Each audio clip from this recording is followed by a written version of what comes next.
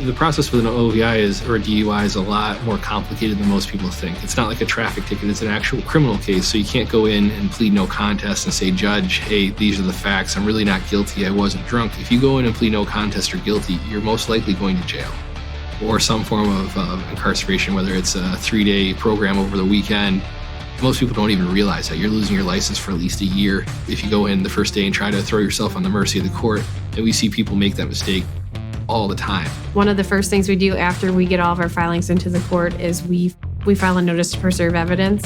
And what that is it's pretty much putting the state on notice that whatever you have to keep.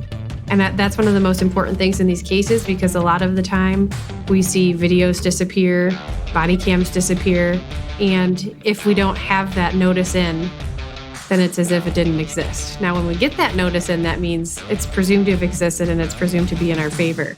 So if it disappears, that's going to be helpful for us. So one of the most important things is making sure we preserve the record, really. So that's what we're doing in all of our cases. So after we file our notice to preserve, we'll file our discovery demand, and that's our request for evidence from the state. They need to turn over the dash cam, they need to turn over the body cam, the booking video, the breath test, the police report, all the different things we're looking for so that we can put together a defense. And it takes time. It can take 3, 4, 5, 6 months in some courts to get that done. Other courts move quickly, but we prefer to move at whatever speed's necessary for the client. I would say a lot of our OVI cases either resolve with a reduction or we set them for trial. Sometimes right away, with a certain prosecutor, they might say, well, this is a very low test. It's Patituce and Associates. Let's resolve this.